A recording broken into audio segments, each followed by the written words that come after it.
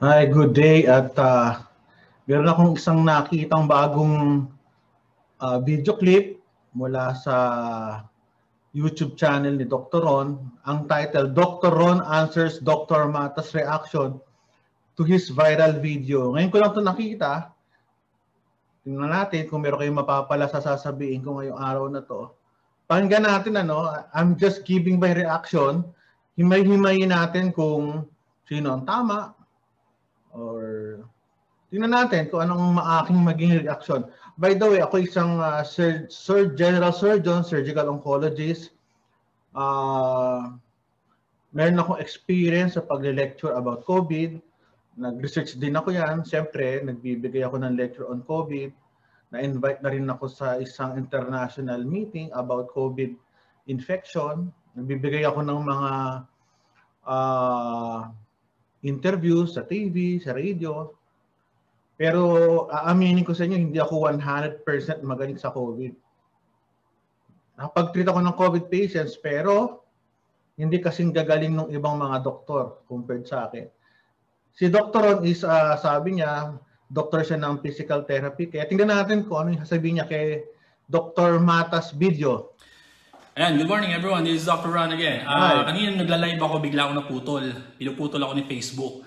So mukhang sinesensor na itong mga sinasabi ko na marami na akong mga pinost dito sa Facebook na tinatanggal ng Facebook. Marami pinapalabas medical misinformation daw.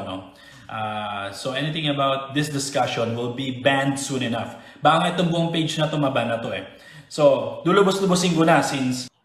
Ba't ba nababan ang isang Facebook account or YouTube account? Siguro kung marami nagre-reklamo.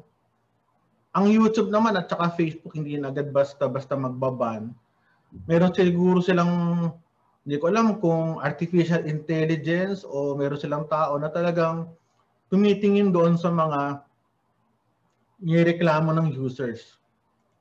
Since ganyan naman ang style nila, no, gusto nila tayong pahintuin, I'm cool with it. You know, madali naman gumawa ng bagong account. Ito lang yan. Merong doktor na nag-react. In fact, may mga doctors na nag-react sa mga sinasabi ko. They're pushing na tamang agenda nila. Sa akin kasi point of view nila yon. Ngayon, nag-react sila. Tapos... Mabait naman, di ba? Ni-respect din niya yung views ng ibang doktor, ibang tao. Siguro, meron lang siguro ibang mga tao na talagang medyo natama ng kanyang ego o nababasto siya, kaya dapat din niya mag-react. Tapos, honestly, pag pinakinggan nyo sila, mukhang tama yung sagot nila eh. Pagka pinakinggan mo sila, tama yung sinasabi nila. Mukhang tama, I should say. Mukhang tama yung sinasabi nila, pero hindi tama. So, gagawin ko, sasagutin ko. I mean, it's a... Sabi niya, hindi tama. According to him, yung mga sinasabi ng iba, ngayon, mag-react ako sa sasabihin niya later. Matter of perspective. Etong video na to, para sa mga taong naniniwala sa akin, para sa mga taong same point of view ko, panoorin nyo to. Ngayon, kung hater ka, naghahanap ka lang ng sasabihin kong mali, naghahanap ka ng butas sa mga sinasabi ko, move on ka na lang. Kasi... Oh, yan, may point siya. Siyempre, kung hater ka, manonood ka ng video ni Dr. Ron, magagalit ka talaga. Kasi magkaiba kayo ng ng beliefs, paniniwala, point of views. Mahirap pag iba ang point of views nyo. Kaya, kung hindi mo talaga hilig si Dr. Ron, huwag na kayo manood. Di ba? Hindi pa kayo may stress. Kasi totoo lang, mahaba ang buhay para ilaan mo yung panahon mo sa akin. Enjoy life. Marami tayong problema sa buhay. Kung ang buhay mo ay puro stress, sasayangin mo lang yung buhay mo na nabuhay ka sa puro problema, puro galit, di ba? Hatred. Kesa mag-comment ka dito, kesa nagko-comment ka ng katarantaduhan dito, you know what, move on na lang, no? Alright, para to sa mga taong may same belief and same perspective as I do. So, sasagutin ko itong mga tanong na to. Kasi nga, itong mga reaction na to, kasi nga, may mga sinabi itong doktor na to na hindi ako agree. By the way, hindi ko alam kasi meron akong dumadaan sa Facebook page ko, Dr. Mata. Hindi ko alam kung Siya yung pediatrician, ha? Hindi ako sure kasi I'm a surgical oncologist. Iba kami ng field. Hindi ko siya kilala. Okay? Hindi ako against sa kanya pero hindi ako agree sa sinabi niya. Okay.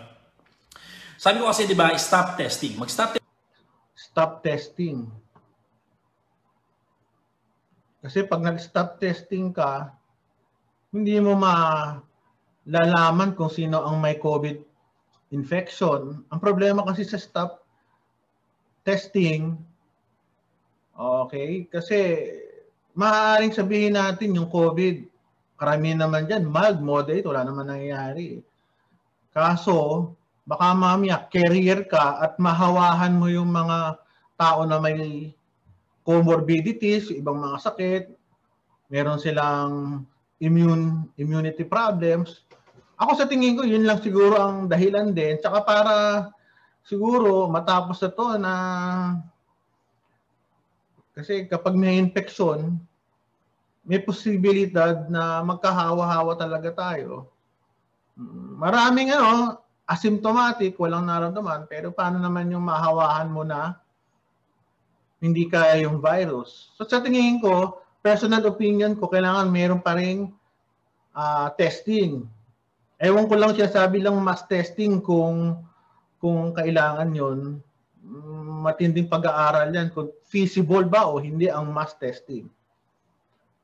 Testing tayo kasi kung gusto natin bumaba ang cases ng COVID, stop testing, If you will stop testing, hindi pa bababa ang COVID. Bababa yung statistics ng COVID positive kasi wala tayong testing. Okay ba? Stop these doctors from claiming or diagnosing COVID. Yun ang Stop diagnosing COVID patients. May sakit yun eh. As much as possible, kailangan natin ma-diagnose kasi baka nga manghawa. Sabi ko, like ko sinasabi yan, stop testing. Okay? Stop testing, point of view niya yun, pabayaan natin. Sagot niya, sabi ng isang doktor, di daw siya agree doon. Ako hindi din ako agree. Kasi may mga lumalala daw na cases. Totoo, may lumalala. Agree din. Kung wala daw lumalala na cases, okay lang. May posibilidad na tama si doktor. Hindi ba sinasabi niya? Dr. Mata ba yun? Kasi parang ang layo ng logic eh. Hindi, may logic yun. Para sa aking doktor siguro sa iyo walang logic. Sa akin meron. Bilang doktor sa point of view ko. Hindi ko sinasabing mali ka. Sinasabi ko lang yung point of view ko. Lumalala ang cases saan? Sa mga hospitals? Kiniklaim kasi ng mga medical doctors na to, hindi lahat, may mga nakiklaim ng medical doctors na puno na daw yung ICU. Karamihan ng mga ospital napupuno na or puno na. Dahil nga yung COVID infection, yung ibang tao, merong mga tawag dito, merong mga side effect yung virus infection. Kasi nagkaka-pneumonia, kidney problem, di ba? Minsan nai-stroke sila. Kaya dumadami yung mga patients na kailangan ng critical care. Pero the thing is, ang laki ng Pilipinas eh. Ang mundo natin, talo tayo mga common na tao, hindi tayo nabubuhay sa ICU, hindi tayo nabubuhay sa ward ng hospital. Hindi nga, ba't ako titira sa ICU? Ba't ako titira sa ward? Totoo, tama ka. Sinasabi nila, punong-puno na kami, pero the thing is, siguro sa Metro Manila, overwhelmed na yung mga ospital. Kaya hindi mo rin sila masisisi. Siguro ewan ko kung si Dr. Mata to, siguro sa kanya experience, puno na sila. Totoo yun. Hindi ko alam ang statistics sa mga neighboring hospitals. Kasi alam mo, mga primary hospitals, yung mga maliliit, hindi yan kaya ng mga COVID patients na talagang severe cases na, mahihirapan. Kaya yung iba nagsisiksikan sa siguro secondary or tertiary hospitals. Primary care kasi wala silang ICU. Ano ba talaga yung diagnosis niyan? Totoo bang COVID dyan? Para malaman natin COVID yan, kailangan natin i-test. Pero, nakalimutan ko sabihin ko. Sige na. Totoo bang lumala dahil sa COVID? Totoong lumala. Anong totoong lumala? Ano yung proof na talagang COVID yan? Pag na-test COVID, pero yung mga ibang doctors, pwede lang ilagay possible COVID. Pero ako bilang doktor at wala naman akong test, Hindi ko sasabihin COVID. Kasi kailangan may evidence ako na talagang COVID yung patient. Now, kung yung isang doktor sinabi niya COVID without a test, ay talagang maraming tataas ang kilas. Siyempre, maraming magtatanong dyan. Di ba? Kasi tinesting ninyo. Tama, tinesting nga. Ito if you think about it, kahit ordinary yung flu, lumalala. Kahit ordinary trangkaso, lumalala. Pwede. Pwede makapatay. Totoo yun. Correct. Mga pneumonia, lumalala. Correct din. Very good. In fact, mga 50,000 plus ang namamatay sa pneumonia taon-taon as per 2018 census yata ng DOH yan, if I'm not mistaken. Sa heart conditions, marami rin namamatay. Baka mas marami pa sa COVID. Possible. Correct. Ano pa? Depression, stress, and all that stuff. Baka mas marami pa sa COVID. Kung stress, hindi naman siguro. Baka mas maraming COVID. Although, wala akong statistics. Sa tingin ko lang, may namamatay sa stress, siguro. Pero hindi naman kasing dami ng sa COVID. Yun ang sarili kong opinion. Wala akong data. Based on my experience siguro, knowledge. Okay? Hindi ko mag-get yung logic na bakit nung pumasok tong COVID na to, lahat tayo apektado. Kasi nga, pandemic. Alam ko naman hindi ka naniniwala sa pandemic, kaya hindi tayo magkakasundo sa gitna. Go! Lahat tayo pinagsuot ng mask, lahat tayo pinagsuot ng face shield, lahat tayo kinulong sa bahay, lahat tayo kailangan ikulong or kailangan mag-quarantine kasi nga dumadami yung cases, nagkakahawahan na yung mga iba't ibang tao. Hindi mo siyempre matatanggal yung iba, nagbubus, nag-MRT, nagtataxi. Kawawa naman yung maahawahan mo na mga empleyado, maahawahan mo na mga drivers, yung kapwa mo pasahero, kasi sila maaaring magandang immune system. Paano pag uwi, ang magulang nila matanda na, maaaring mamatay, or obese, di ba? Ang obese, alam nila, ang pagkakaalam ko ito, i-research ito, pag obese, medyo higher chance of mortality kasi nga, because of inflammation, unhealthy. Quarantine, ngayon naka-quarantine tayo, ECQ. Tama. Bahay lang ako. Na kung mayroong sakit na mas mataas ang mortality rate sa COVID, bakit tarantang-taranta sila pagdating sa COVID? Kasi infectious. Infectious siya Nakakataranta talaga. Diba? Talingin nyo, ba't sila taranta pagdating sa COVID? Diba? Sabi mo, okay. Very good. Start kasi ngayon si COVID. Okay? Kaya overreaction ng Pilipinas. Ano yung mga Pilipinas? Ang mga Pilipino OA. OA pa rin. Okay, tayo mga Pilipino OA talaga tayo in general, no? Pero yung pagiging OA na to kasi, merong pinanggagalingan. Sana next time, ito lang masasabi ko sa'yo, Ron, siguro next time, kung talagang, alam mo naman yung sign na yan, hindi ko alam kung about money yan, siguro next time, magsabi ka na lang ng facts na itong ospital na ito, o gumawa ka ng research. Kasi baka hindi, alam mo, mahirap magsalita ng, kailangan natin evidence. So, kung meron kang ganyan, at meron kang alam na kumikita, at least para sa akin alam ko ang yung damdamin is for the many Filipinos, sabihin mo yung mga facts talaga. Kasi mahirap yan ganyan hindi naman, ako, I am sure may kumikita, pero hindi ko masabi kung anong klase, pero I am sure, paano may kumikita pa din? Mga laboratories, di ba? Business yan Pero kasi itong testing, although business sila, kailangan, di ba? Kasi business, hindi naman pwedeng mag-business ka na palug Siyempre, ang business kahit paano, may kita yan. By the way, MBA graduate ako ng Ateneo, kaya nakakaintindi ako ng business. Cha-ching, cha-ching! Sabi ko, I asked if the virus is self-limiting, no? Self-limiting, pwede. Kung malakas yung resistensya mo, paano kung self-limiting sabihin yung madaling gumaling, pero hindi kinaya ng katawan dahil mahina, pwede kang mamatay. Na di kailangan gamutin. Sabi niya, ang mga viruses naman talaga self-limiting Except siguro yung mga HIV, ano? Mga chronic infection katulad ng hepatitis B virus infection. Meron bang tawag na self-limiting? Alam ko, chronic infection niya, pag nagkaroon ka, hindi na mawawala basta-basta. Actually, alam ko naman na self-limiting ang virus. Kaya lang gusto ko sa mga medical doctors na tumanggaling na self-limiting ang virus. Kasi may point ako. Ito ang point ko ngayon. Sige. Yeah, hey, meron ka ng point. Gusto ko yan. Go! Anong point ng vaccination kung gumagaling ka naman?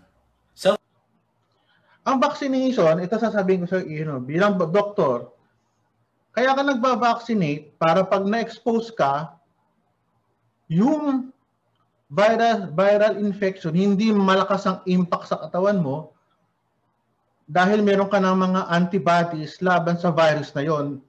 So, sa akin, kailangan ng vaccination. Kung hindi kayo naniniwala, hindi ko makipinipilit, di ba? Pero akin nga, yung point of view ko, kailangan ng vaccination para pag na-expose ka, hindi masyadong malala yung infection. Self-limiting siya pero gumagaling ka naman on your own. Kasi nga, Doc Ron, may mga lumalala. Pag tinignan mo yung ICU, maraming lumalalang cases. Kasi ang virus naman yan... Agree ako doon, maraming lumalala. Depende sa reaction ng katawan mo. Kung kaya mo yan, at kinaya ng katawan mo, matatapos yung period na yan na hindi ka mamamatay. Kaya alam, may mga cases na mamamatay talaga. Sa akin kasi, paano nyo nga nasabi na namatay? Kasi nga, nasa ospital, may record, namatay. May virus, tawag dito, merong viral test na nagawa. Okay, exclude natin dito sabi ko sa inyo, naunawa ko yung pinanggagalingan niya. Baka nga, may nanloloko na ibang mga doktor o ibang mga ospital. Hindi natin alam. Ako, wala akong alam doon. Kasi hindi naman ako exposed sa ganung surrounding o environment. Kung meron kayo alam, edi isuplong natin. Sama-sama tayo. Kasi pandaraya yon, illegal, sama. Paano mo nasabi na namatay? Nakita ko siguro nakita ng doktor sa ospital, patay na. Nakita yung vital signs, 0. Hindi na gumagalaw, yun, patay na siya. Ang daming reports na pumapasok na yung mga doktor kino-convert ng COVID, yung mga nasaksak na baril, kino-convert. Kung positive nga sa test. Oo. Maaaring nagkasabay yung trauma, nagkataon din na may viral infection. Kaya mahirap i-explain at this point. Mahabang usapan to. And you're denying that fact. Kasi, by the way, itong doktor to, taga Davao to, no? So alam na. No? Ako naman, taga Quezon City. Kung hanapin ako ni Dr. Ron, hanapin nyo lang ako sa Facebook at saka sa YouTube. Taga Davao siya, so alam na. Okay? Hindi kita sinisiraan, Doc, Sinasuot ko yung mga sinasabi mo. Kasi it doesn't make sense. Okay? Sabi niya, kailangan daw magpa-vaccinate para daw malesen yung tatamang sakit. Hindi. Correct. Tama yun. Bilang doktor, naniniwala ako doon sa sinabi ng doktor na yon. By the way, kung gusto nyong mag-negative vibes o negative comments, sabihin nyo lang. No problem. Freedom yan. Free country tayo. Kasi nga, ako naman inaamin ko, hindi ako 100% na magaling.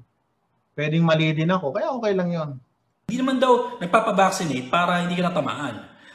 Nagpapavaccinate para, pag tinamaan, ito ako sagot hindi ko alam ang sagot ni Dr. Mata. Nagpapavaccinate para hindi tamaan.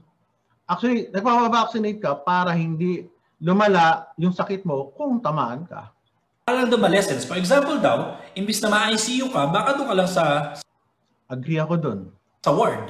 Agree. Hindi ka ma-ICU. Agree. At least daw, kaysa naman mamatay siya, manalesen na yung chances na mamatay siya sa coronavirus. Pwede. Sa akin kasi, ang liit ng studies, ang liit ng panahon na ginugol nila para pag-aralan tong virus. Ayoko mag-comment kasi baka nga hindi ka exposed masyado sa hospital setting. So, pabayanan lang natin. Sige, kung anong sasabihin mo. Vaccine na ito. Ang liit ng panahon, less than a year, nag-produce sila ng vaccine. Wala tayong magagawa. No choice tayo. Kasi nga, kung meron naman nagawang research, alam mo naman ng mga researchers, magagaling yan. Ayokong makilang. By the way, I'm also a researcher. Gumagawa ako ng studies, nagiging judge ako sa mga research contest. Kaya may alam ako sa research. Nananalo ko national, number 1. At saka most outstanding researcher ako sa field ko, 2018. Hindi ko pinagayabang. Sinabi ko lang, baka akala nyo kasi hindi ako marunong sa research. Daming reports ng adverse reaction at may mga namatay. Madami, pero ang tanong dyan, significant ba yung dami na yon? Kung ang nagkaroon kunwari hindi ako masyadong maalam dito sa pinag-usapan natin na vaccine trials, malay mo, ang nagkaroon ng adverse reactions, mga 300, talagang madami yon. What if naman yung nagkaroon, yung walang reaction 60,000. Diba? Kung i-weigh mo, mas maganda nang ibigay siya for the general population. Talaga ang gamot, sasabihin ko sa inyo, hindi yan 100% na walang side effect or hindi lahat ng gamot effective sa isang tao kasi yung ibang tao, iba ang kanyang response sa mga gamot. In fact, may mga namatay at adverse reaction, ang daming cases. Maraming cases. Ilan? Ilang cases? So, Dr. Ron, tingnan natin yung statistics kasi sabi mo marami. Ilan po? Ilan? Pero tayo, di natin alam. Ako, hindi ko alam. Ewan ko, baka alam mo. Para sabihin mo na, sige, I'd rather take the vaccine. Kasi ang problema, gano'n nga kadami? Sabi mo kasi, marami. Gano'n kadami? Okay ba? Then get sick from COVID or get worse from COVID. Hindi kasi hindi pa, para sabihin mo hindi kompleto o wala naman talagang perfect na vaccine. Yes. Oo, wala. Tingin ko point of view ko, tingin ko wala. I agree with you, wala nang perfect na vaccine. Pero yung nakakamatay na vaccine, sa akin driving adverse reaction, marami, di ba? Anong evidence? Anong vaccine yun? At ilan ang numbers na namatay? Kasi dapat ganito, no? Kasi pag nag-uusap tayo nagkwento ka sa para lang maniwala yung mga tao, no? Ako na mag-guide sa'yo, para mas maraming maniwala sa'yo, siguro mag-flash ka din ng mga data. Kasi yung iba, nagdududa sa'yo. Pero kung may data ka, lahat ng mga tao sa Pilipinas siguro, pati mundo, paniniwalaan ka. Data lang, iho. You cannot ignore that fact. Hindi mo pwede ignorin yung katotohanan na minamamatay at merong nagkakaroon ng adverse reaction. Ilan nga? Ilan? Sa vaccine. At hanggat nandyan yan, ba't yung ina-advocate na magpa-vaccinate ng mga tao? By the way, nagpa-vaccina ako, naka-receive ako 2 doses ng Sinovac sa ospital namin. Merong anyway, sa akin lang ito, siguro kanya-kanya tayo ng mga reaction. Nagkaroon ako ng konting myalgia, medyo konting muscle pain, tsaka medyo parang tatrangkasuhin. Sa akin yun. Hindi ko alam sa iba, baka wala naman. Kanya-kanya tayo. Natakot ba ako sa vaccine? Hindi. Kailangan ko yan Dahil may expose ako sa mga pasyente. Sigurado. In the next few weeks, days, hindi ko alam. And Pilipinas to, alam nyo naman sa Pilipinas. Pera. Sa Pilipinas, kailangan talaga natin ng pera kasi kailangan natin ng pera pambili ng bigas, pambili ng mga pagkain, pambili ng damit, pang-enroll ng mga anak natin, pambayad sa bahay, sa kotse. Kaya kung sasama kung kailangan natin ng pera, kailangan natin ng pera. Kahit ako, doktor, kailangan ko rin ng pera Kasi parang ang dating kasi nung sinasabi mo, sige, pa-vaccinate na lang. Ito yung point ko. Buong taon, lumipas ng buong taon to mahigit, hindi tayo nagkasakit. Marami sa atin hindi nagkasakit. ito lang sasabihin ko sa iyo, paano mo nalaman na hindi nagkasakit? I mean, baka ang sinasabi mo, hindi nagka-COVID. Maaaring nagka-COVID, hindi lang na-test. Pero, sorry naputol kita. Tuloy natin. Baka mali yung intindi ko. And yet, nung dumating yung vaccine, papa-inject tayo ng vaccine na possible magkaroon tayo ng adverse reaction. Possible. Kahit nga anong gamot, possible eh. May pinamic acid, pwede magdugo ang tiyan mo. Pwede kang magkaroon ng problema sa dugo. Paracetamol, maaaring makasira sa atay mo. Lahat ng gamot, pwede. Pero kailangan i-weigh mo yung benefits doon sa adverse reaction. Kung mas mataas naman yung benefits, talagang gano'n. Unless na marunong tayong gumawa ng sarili nating gamot na walang side effect. Pero kung anong available sa market, we just have to accept. Kung ayaw naman, actually, ang pagagamot naman, choice naman natin yan. Kung ayaw mo magpa-vaccine, ayaw mong magpa-inject ng mga gamot, ayaw mong uminom ng gamot, nasa iyo naman yun. Wala namang pipigil sa atin. Na possible mamatay tayo. Yun yung point ko dito eh. Isang taon kang nag-survive nang wala namang vaccination, and yet, nung dumating yung vaccine, papa-inject ka. By the way, sa mga viewers ko, okay, kung ayaw nyo magpa-vaccine, it's your choice. Pero bilang doktor, I advocate na magpa-vaccine kayo. Yung tamang vaccination, hindi yung mga nabilang kung saan-saan. Mayroong mga credible institution na nagbibigay ng vaccine. Nang something na pwede ka magkaroon ng adverse reaction. Ang adverse reaction, tama ka. Pwede magka-adverse reaction. Pero, ilang percent kaya ang adverse reaction? Ako nga, aminin ko, may adverse reaction sa akin eh. Pero ako lang yun. Hindi ko pwedeng sabihin na porque merong vaccine, mag-adverse reaction ang maraming tao. Anyway, ang adverse reaction naman, as long as, kasi tinitingnan mo yung benefits eh. Kung adverse reaction mo na, slight fever, kung may protection ka naman sa future infection mo, siguro okay na sa akin yung fever. Or pwede kang mamatay. By the way, pwedeng mamatay, totoo. Pero yung chance napakaliit siguro. Kasi kung malaki ang chance na mamatay, hindi ito possible na maibibigay sa buong mundo, no? How does that make sense? May sense. Okay. Sinagot niya yung mga pulube. Sabi, in terms of social distancing daw, malayo na raw ang na-achieve ng mga pulube since di mo naman daw yayakapin yung mga pulube. Di man daw makakapasok kayo sa mga lugar na pinapasukan natin ng common na tao, no? Okay. Ang pulube itong homeless, they don't practice social distancing. Sinong yayakap sa pulube? Yung kapwa niya pulube. Sinong yayakap sa mga homeless? Yung kapwa niya homeless. Sinong yayakap sa squatters? Sino may ipaghalubilo sa mga squatters? Yung mga kapwa nila squatters. Okay? Yun ang sagot dyan. Saka, ang mga pulubi, hindi man sila nakabukod eh. Di ba, nasa city tayo, palagi mo nakabukod sila doon sa bundok? Hindi naman eh. Kasama natin sila, di ba, namamalimos sila, humingi sila ng tulong, nagbabasura sila. Oo, ang problema, no? Wala tayong data kung ilan ang namatay na pulubi. Kaya hindi natin pwedeng sabihin din na walang pulubi na namatay sa virus. So, wala tayong data sa pulubi. I don't know kung meron kayong data, sabihan nyo ako. Yung pinagtapunan mo ng yosi, kukunin nila, lalagyan na sa bibig nila. So ang katutak na dumi pumasok sa katawan na yan. Dumi pumasok, pero hindi naman virus ang pumasok. Kasi iba yung COVID na pumasok na virus. Hindi naman pwedeng nalagyan ka lang ng dumi, magkakaroon ka ng COVID-19 infection. Tuloy natin. COVID hindi papasok? Papasok kung yung paligid niya o yung lumapit sa kanya may virus, papasok.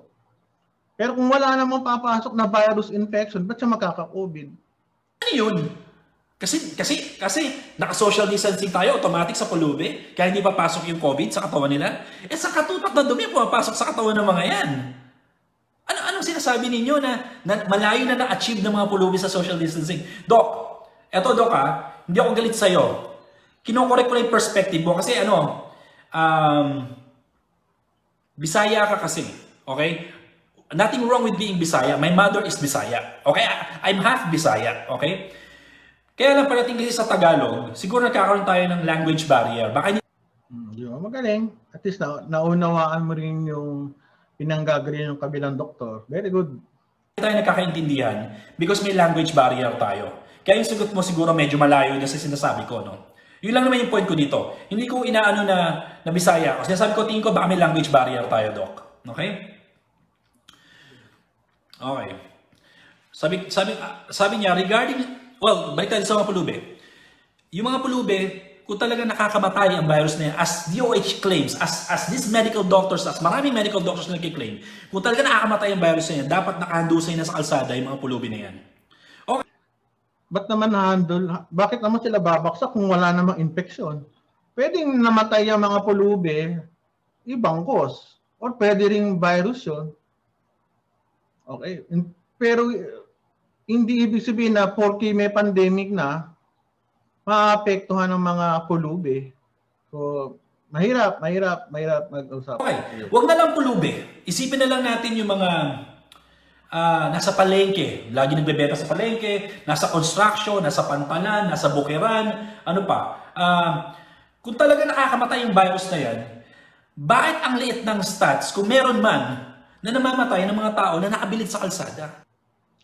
Meron ka bang data? Meron ka bang data? Samantalang pag lumalabas sa DOH data, numbers lang yon.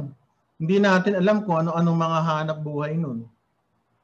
Meron ba nakalagay doon? Fisherman, tindero. Meron ba nakalagay doon na taga-sibak ng kahoy sa palengke? Wala naman eh.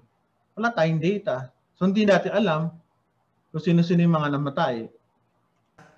Na-expose sa virus. Meron ba talagang stats? Malaki bang stats na namatay yung mga yan? Wala tayo alam nga. Hindi natin alam. Baka meron. Pwedeng wala din. Hindi, meron nag-positive. Okay, nag-positive. Namatay ba? Kasi wala nga tayong statistics. Mahirap eh.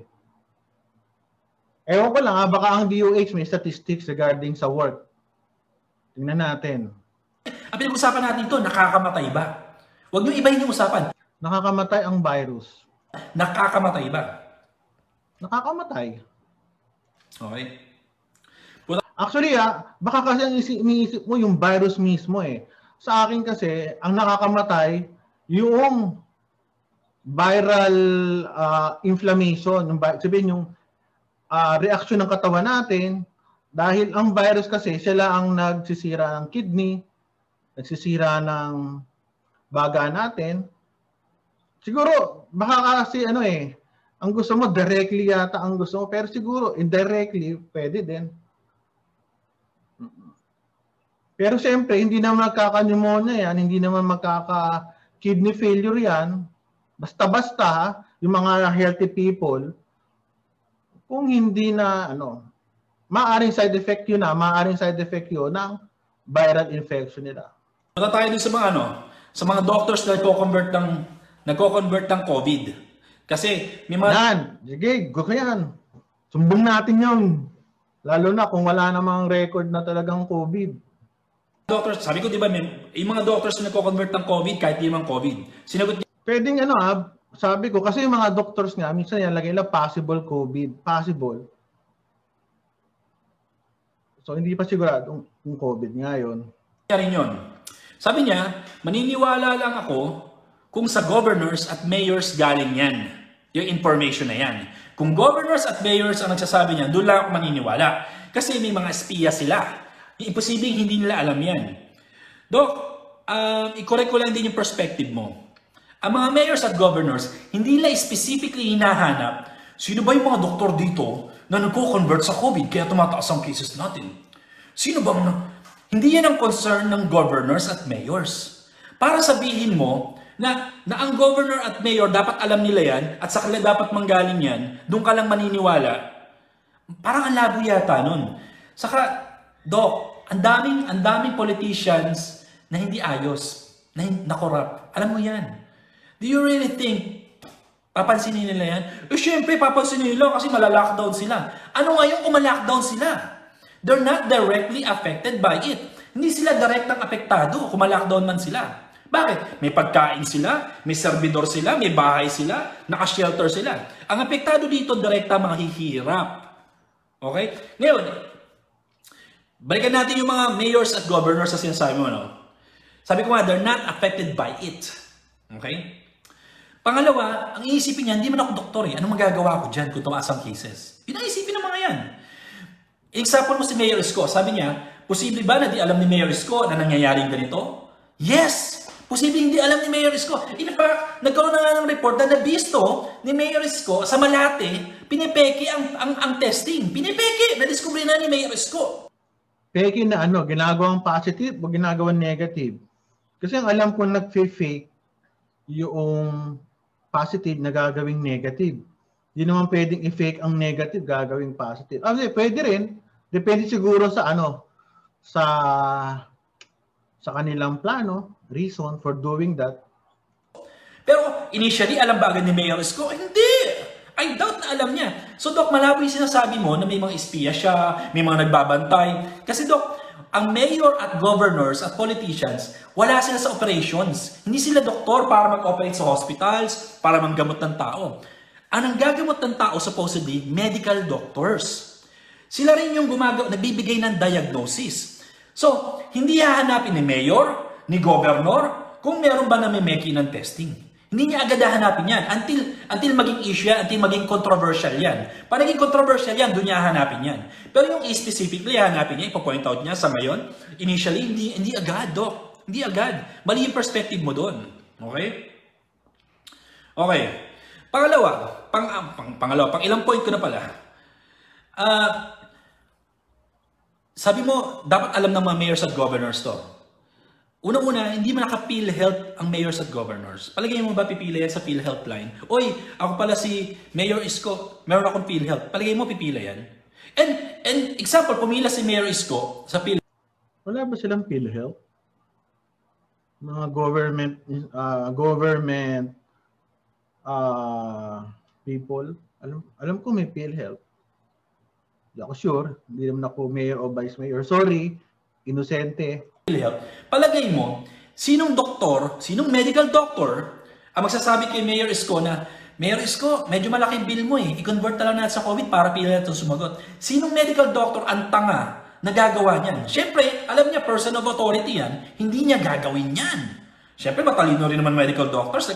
By the way, yung Vice Mayor ng Maynila, Vice Mayor Hanil Lacuna, classmate ko yan ng medical school. Napakabait na doktor niyan at saka masyado siyang matuluhin. Kaya, boss, congrats, Vice Mayor ka ng Maynila. Nag-aral din naman kayo, di ba? Okay. Ngayon, hindi lahat ng mayor, hindi lahat ng governors, hindi lahat ng politicians, may puso sa tao. Alam natin yan. Nanalo sila kasi siguro pamilya nila nandun na. Pero wala silang puso sa tao. Hindi lahat matuwid. Okay? In fact, marami nga hindi matuwid. Diba? Alam natin yan. Ngayon, they don't care. They don't care kung hindi sila matuwid, di ba? Para sabihin mo na bakit hindi nila alam, chances are alam din nila, wala silang pakialam. Okay? In example mo yung si Governor Gwen, na nakahuli si Governor Gwen na gumagawa ng testing na mali sa Cebu, no? Nahuli niya na pinagkakaperahan talaga itong testing na to. So, pinatigil ni Governor Gwen. Dr. Gwen. Dr. Gwen. Ano ba siya? May governor ba? Governor Gwen. Congrats. Governor Gwen, by the way, if you're watching, if you can share this to Governor Gwen. Okay? If Governor Gwen caught one already, don't you think PhilHealth should be investigating this? Don't you think the Board of Medical Doctors should be investigating this? Pero yet, walang investigation na nangyayari. Paano mo nalaman na wala? Diba? Mahirap naman sabihin mong wala. Siguro, general knowledge, wala. Pero hindi naman tayo taga PhilHealth. Hindi naman tayo taga gobyerno para sabihin natin na wala. Mahirap yung mag-conclude na ganun. Siguro, pwede mong sabihin, maaaring wala. Pero pag sabihin mong wala, parang napaka-strong na words nun. Nangyari. Ngayon yung mga tao, iniisip, in cahoots kayo. PhilHealth, medical doctors, DOH, iniisip kayo ng mga tao, in cahoots kayo. Magkakakontsa ba kayo? Hindi ko sinasabi to, sinasabi ko lang, iniisip ng mga tao. Kasi nga, wala kayong ginagawang hakbang. Kahit may mga reports na. Yan PhilHealth, DOH, mga governors, mayors, pag mayroong mga ganitong balita na may nanloloko, gawan nyo naman ng paraan. Kawawa naman yung mga madlang people of the Philippines. Ako, mahal-mahal ng tax na binabayaran ko. Sunod, mapupunta lang sa bulsa ng mga korap. Kaya kung meron kayong nabalitaan, kung sino makapanood dito, sumbong nyo na lang sa mga, sa mga higher authorities. Okay yan, sumbong natin. Para magawa na kayo ng paraan. Hindi na makapannakaw kung talagang nagnanakaw yung mga taong yan. Na may ginawang katuwalian yung medical doctor doon sa isang side ng bansa natin, which is Cebu. Nahuli na mismo ng governor. Wala kayong ginawa para paimbestigahan lahat. Totoo ba na kino-convert nila into COVID ang simpleng ubot-sipon, kaya tumataas ang cases? Wala kayong ginawang hakbang para imbestigahan. Wala ba? Ako, hindi ko alam. Okay? So, hindi nyo pwede sabihin sa akin na, Doc Ron, hindi alam ng mga mayor at governors yan. Chances are, they don't know. And chances are, some of them, they don't care. Okay? Ito, medyo mahaba itong topic na to kasi nga, ito pag-usapan natin kung talagang kino-convert ba talaga ng mga doctors yung mga COVID na simpleng sipon ng tubo o yung mga tasaksak o nagulpe o nahulog sa puno, kino-convert nila ng COVID. Pag-usapan natin, mahaba-haba ito. Okay. Nagbigay siya ng example. Meron na siyang pasyente na napaso daw sa tambucho, yung braso. Nakita niya may infection, tapos nakita niya may dengue rin. As a doctor, nasuspect niya may dengue rin. So, dalawa na dengue sa pasyente, isang infection, isang dengue. Sa akin kasi, Doc, yun yung righteous judgment mo. Sabihin ko ulit, Doc, yun yung righteous judgment mo sa pasyente. Dengue at infection. Ang pinag-uusapan natin dito, may mga doktor, may mga medical doctors na hindi naman COVID, nilalagyan ng COVID. Let's say chronic kidney disease. Sasabihin lang, COVID na yan para bayaran ng PhilHealth lahat. So, Doc, yung example mo, yung righteous judgment mo, malayo sa kagarapalan na ginagawa ng mga ibang kabaro mo. Okay, Doc? Maaaring hindi ko masama, pero yung ibang tao na kapalibid sa'yo, masama. Okay? Tinatama ko yung perspective, kasi magkaiba tayong perspective, Doc. Sinasagot ko yung perspective mo. Okay? Sa panahon ngayon, ini-incentivize yung diagnosis na COVID. Incentivize yan. Ang dengue ba, makikita mo pa sa panahon ngayon? Hindi, kasi walang incentive, walang bayad, walang pera. Siyempre naman, may dengue, may dengue diagnosis pa rin. Pwede bang mawala ang dengue diagnosis basta-basta? Kung sa tingin mo, wala. Pero bilang doktor, sa tingin ko, meron pa rin naglalagay ng dengue cases. So talagang dengue cases. COVID ang may pera, so lahat yan kakapitan ng COVID. Lahat yan lalagyan ng diagnosis ng COVID. Masama yun. Kung lalagay mo ng COVID basta-basta.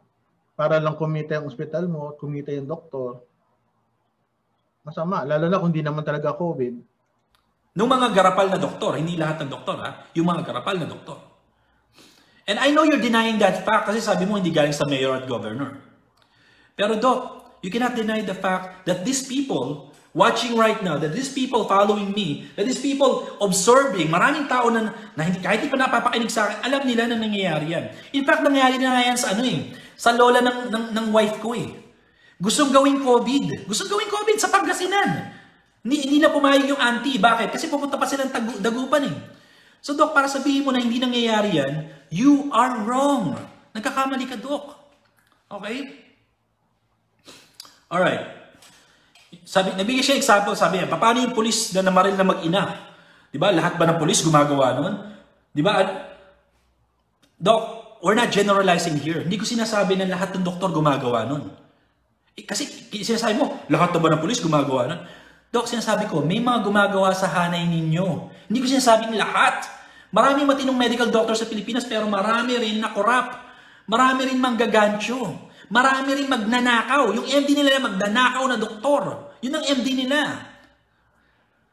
Hindi ko nila lahat. So, mali example mo doon, Doc. Kasi, Doc, baka language barrier lang. Kasi nga, Bisaya ka, tapos Tagalog ako, di ba? Even though I'm half Bisaya, hindi man ako magaling mag-Bisaya. Baka language barrier lang tayo, Doc. Okay, sabi nga, yung mga medical doctors daw, hindi daw i-risk yung PRC license nila. Kung para lang makipag-contribute sa anomalies sa PhilHealth. Doc, simula nung umuwi ako dito, maraming physical therapists na may PRC license ang nagnakaw sa akin. Maraming professional na may PRC license ang nakapagnakaw na sa akin. Pag nasa harapan na nila yung pera, nawawala na yung PRC license, nawawala na yung sinumpaan. Pag nandiyan na yung malaking pera sa harapan nila, hindi na sila doktor, magnanakaw na sila. Pag nasa harapan nila yung pera, hindi na sila physical therapist. Grabe yung mga ganun tao, no? Gagawa ng kalokohan para sa kinang ng pera. Sinasayang nila yung kanilang profesyon, yung kanilang pinag-aralan, kung magnanakaw lang. Kayo Magnanakaw na sila. Pitik therapist na sila. Yung PT nila, pitik therapist. Pumipitik na yung mga yan. Yung mga medical doctors na yun, pag nakakita ng pera, hindi lahat, yung mga yan, pag nakakita ng malaking pera sa harapan nila, magnanakaw na doktor yan, hindi na medical doctor. Ba't ako nakakita ko ng malaking pera sa harapan ko? Nabagay, pera ng misis ko nga pala yun. Ba't ko nanakawin? Aminin nyo sa hindi, pagdating sa pera, walang doktor, walang mahirap, walang mayaman, pagdating sa pera, nagnanakaw. Hindi lahat. Hindi lahat. Siya, politician niya, nagnanakaw eh. Hindi rin lahat, siguro. Diba? Hindi rin lahat, siguro. Ang taas na ng pwesto, nasa person of authority na, nagnanakaw pa eh. What makes medical doctors so special? Dahil may sinumpaan kayo, Doc, marami sa inyo may sinumpaan pero hindi marunong tumugon sa sinumpaan. Huwag kayong mag-deny. Nangyayari talaga to. Okay. Sabi niya, kung talaga hindi ka naniniwala sa akin, pwede ka lang magpunta sa public hospitals, maglakad ka sa ward. Doc, ang mundo natin, hindi lang ward ng hospital. Hindi lang ward ng hospital. Like I said, babalik na naman tayo dun sa totoo bang COVID yan o kinonvert lang. Baka pneumonia yan. Baka chronic bronchitis yan. Baka asthma yan. Baka ischemic heart disease yan. Tapos kino-convert ng COVID. Questionable. Even the PCR test, yung mga testing ninyo, yung mga rapid testing ninyo, it's questionable. Hindi siya questionable. Gold standard yun. Questionable ang outcome. May nagpa-positive, may nag-negative. Pag sa totoo yan, baka gusto ko, alam ko na yung point mo, no? Kasi gold standard nga yung swab test, pero possible nga na positive yung patient, negative yung swab test. Meron ding sa tingin ko may inaccuracy din niya kahit paano. Tingin ko hindi siya 100% accurate. Yun ang palagay ko. Opinion ko yun. Walang data doon. Ulit pag negative ulit. Ano ba yun? Ano bang klaseng testing yan? Diba? Dok, hindi nyo pwede sabihin sa akin na yung testing ninyo is absolute. It's not absolute. It's not absolute. Sabi niya, alam mo si Doc Ron, mukhang businessman siya. So mukhang successful businessman siya. Kaya lang, maganda siguro kung maging successful. Mukhang mukhang successful businessman man. Magkaroon ka ng maraming centers ng PT. Siguro sa tingin ko naman successful ka. Businessman siya at the same time, humble businessman. Yun sabi sa akin. Dok, ako kasi, yung tipo ng tao na nagpapakatotoo. Okay? Hindi ako nagpapaka-humble effect. Ibababa ako yung sarili ko para lang magustuhan ako ng ibang tao. Hindi ko style yan. Kasi ang gusto ko tayo, pag umarap ako sa pasyente ko, umarap ako sa ibang tao, gusto ko eye to eye tayo. Nagkakakitaan tayo eye to eye, hindi ko kailangan ibaba yung sarili ko para lang ma-please ko yung ibang tao. Ngayon kung nayayabangan ka sa akin because of that attitude, siguro problema mo na yon, diba? Pero I'd rather be this kesa naman yung mga pa-humble effect. Yung puso pala nila, yung bang lumalabas sa bibig nila, hindi mahirap lang kami. Totoo lang, hirap na hirap kami sa buhay. Yung pala 3 groceries, yung pala may-ari ng factory. Diba? Ang tawag doon, false humility. False humility. Peke. Peke ang humility nila. I'd rather be this outspoken, tapos tawagin na mayaman. By the way, ako nga, nag-opera ako ng libre. Walang bayad. Nung nagpa-check up sa akin, yung kotse, mas maganda pa sa kotse ko. Bang? Nakakalungkot, no? Walang bayad. Pero okay lang yan. For the sake of humanity, let us help one another. Then, alam mo yun? Humble effect. I'd rather not do that. Okay? Alright. It's hard to see eye to eye with people like si Doktor na nasa Davao. No? Mahirap makita si Doktor eye to eye kasi magkaiba yung perspective namin. Dok, magkaiba talaga yung perspective natin. Ako kasi, ang nakikita ko, yung nakikita ng masa. Yung nakikita ng mga kababayan natin. Hindi ko pinagtatanggol yung medical doctors, hindi ko pinagtatanggol yung physical therapists, hindi ko pinagtatanggol ang healthcare professionals. Kung mali sila. Ngayon, kung tama sila, paglalaban ko talaga yan. Diba? Sasabihin ko talaga, hindi ginagawa ng doktor yan, hindi ginagawa nila yan, marangal yan. Kaya lang, Dok, marami na po talaga sa hanin ninyong gumagawa ng katarantaduhan. It's time that you investigate this. Dapat siguro PMA, PRC, investigate daw. Investigahan nyo to. Okay? Kasi if you look at the grand scheme of things, in terms of population, ilan ba talaga ang namatay sa coronavirus? Yes, maaaring pumapasok sa katawan ng tao. Yes, maaaring lumalala. May mga taong lumalala at kailangan talaga yung ICU. Pero ilan ba talaga yung totoo doon? Ilan ba talaga yung totoong diagnosis doon? Di ba? Kasi as of this time, ang tinatanggap natin yung data ng DOH. Kasi wala tayong ibang data eh. Kung meron tayong ibang data na mapapagkun, edi na mas accurate, edi yun ang paniwalaan natin. Ngayon kasi wala tayong data eh. Ang hirap naman ng buhay natin na isa-isahin natin araw-araw, pupunta tayo ng DOH, ika-counter-check natin. Hindi na mahirap na gawain yun. Pang-heroic, ano lang yun, people. Heroes.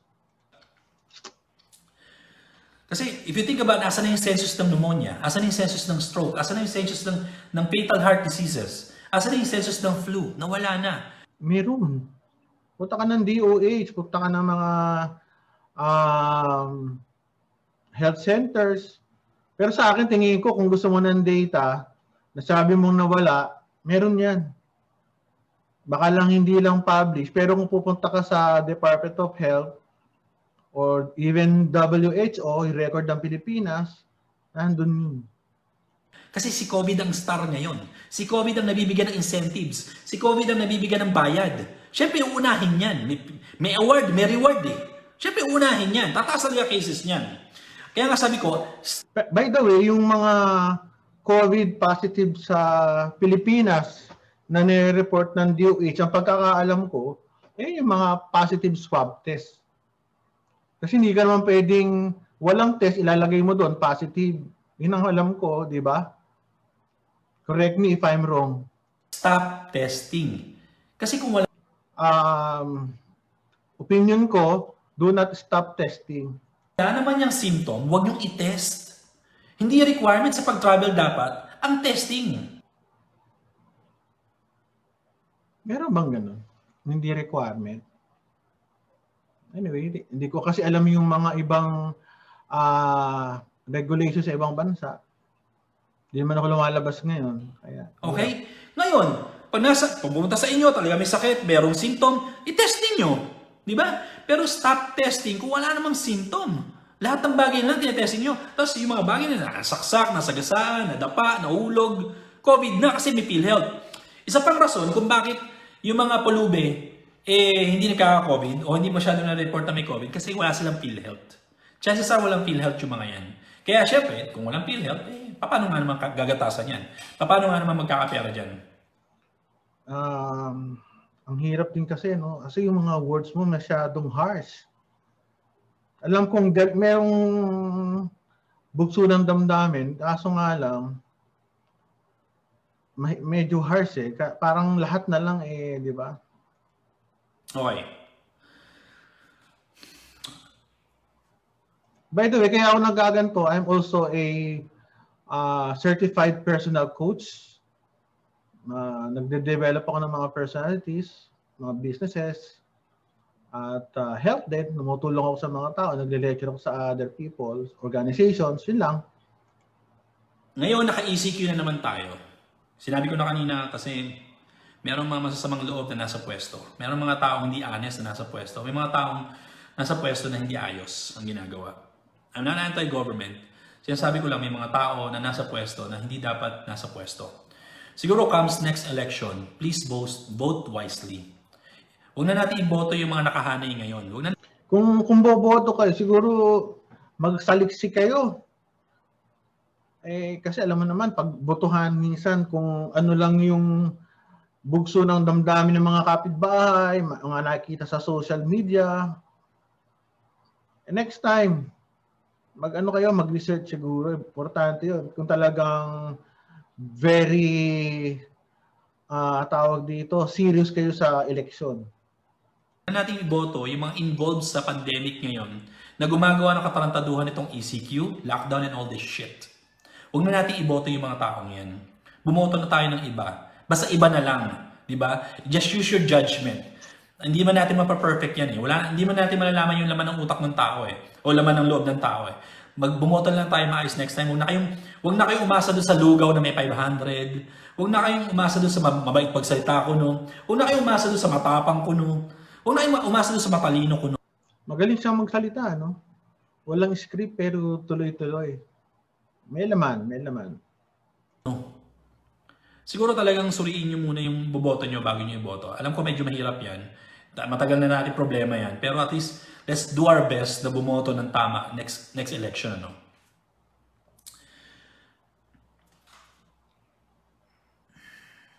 Huwag ka na umiyak. Baka maiyak ka pa. Siguro when it comes to reaction, yun yung masasagot ko sa kanya. I mean, magkaiba talaga tayo, Doc, ng perspective. Siguro, we will not see eye to eye. Given na yung mga sagot mo is, syempre, nakadepend dun sa knowledge mo as a medical doctor. Not the social aspect. Ano? And para sa akin, it doesn't make sense. Kahit maraming tao, it doesn't make sense yung mga sinabi mo. I do feel na mukhang tama nung una, pero if you dissect it, if you digest it, parang may mali. Kaya nga sinulat ko eh. Sabi ko, parang may mali sa mga sinasabi nitong doktor na to. And given na taga Davao ka, syempre alam ko naman kung kaninong allegiance mo. Syempre, nasa Davao ka eh. Alam na natin, di ba? Hopefully, na-clarify ko to. Like I said, marami ng medical doctors around the globe ang nagsalita na itong pandemic na ito ay plandemic, scamdemic. Marami ng medical doctors, marami ng ibang doctors na nagsalita na hindi to totoo. Ngayon, kung nagagalit kayo sa akin. Okay, ganito, no? Maraming doktor na nagsalita. Kasi, dapat kasi ganito ang pag-a-analyze yan. Maraming doktor na nagsalita. Maraming ang nagsalitang doktor against this is, tulad nga sasabi ko, kunyari, 10,000. Ang hindi naniniwala, very vocal sila. Paano naman yung 500,000 o 1 million o 2 million na doktor na naniniwala? Diba? Sabagay, yung kung 500, ano yan, malaki. Sorry. Ano pa sabi ko? 5,000 ba? Hindi ko matandaan. Kung 5,000 yan, malaking number yan. Pero kung i-compare mo naman sa naniniwalang mga doktor, maaaring mas malaki pa doon. O yung number na yan, insignificant number compared doon sa mga naniniwalang doktor. Like I said, kung dito para sa inyo, move on. Diba? Kung ito'y para sa inyo at naniniwala kayo na, Dok, tama yung sinasabi mo, i-share niyo to. Share this video to your friends, to your family, na pareho natin ng views, para ma-enlighten sila. Baka meron dyan, baka meron dyan na merong authority. Baka meron dyan na may magagawa sa sitwasyon natin ngayon. I-share nyo to kasi hindi nyo alam kung sino yung tao na mararatnan nitong video na to na maaring may magawa sa sitwasyon natin. Kawawa tayong lahat, lalo yung mga mahihirap, lalo ang mga bata, lalo ang mga seniors. Kawawa tayong lahat. Only in the Philippines nangyayari itong problema na to. Hirap na hirap tayo, lalo tayo pinapahirapan. I could only imagine kung anong kinakain ngayon. Mahirap itong nangyayari sa atin. Mahirap, maraming nawalan ng trabaho, maraming nag-resign, iba maagang early retirement, professionals, walang kliyente, businesses, walang customers. Mahirap ang nangyari. Ngayon na mahihirap, hindi ko alam. Honestly, paano nga makakain ng mahihirap ngayon? Sabi nga na, yung mga mahihirap, matindi ang impact ng nangyayari sa atin. Kasi yung mga nagtatrabaho ng everyday lang para kumita, ang iba, nagsa-sideline lang.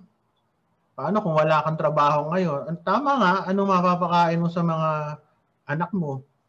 Ano kakainin mo? So hindi ka pa naambon na ng tulong ng ibang tao. Talagang very depressing yun sa mga tao.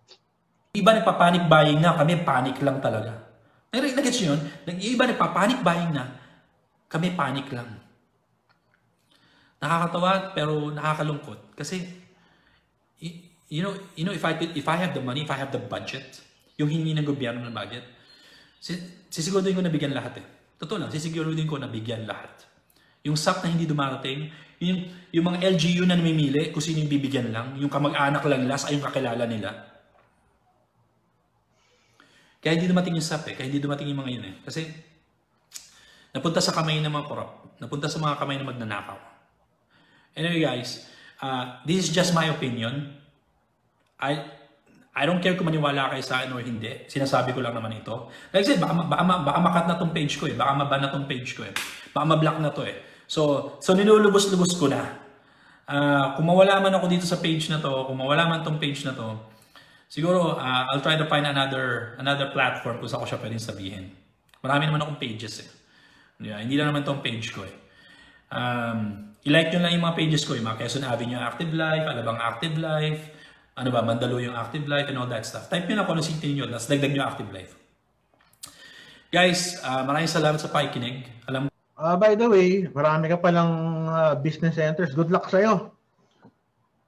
Sa hirap ng buhay ngayon, sana lumago pa yung business mo. Apektado ka, pero alam mo na kung paano mag-recover. Alam ko you have better things to do this Sunday.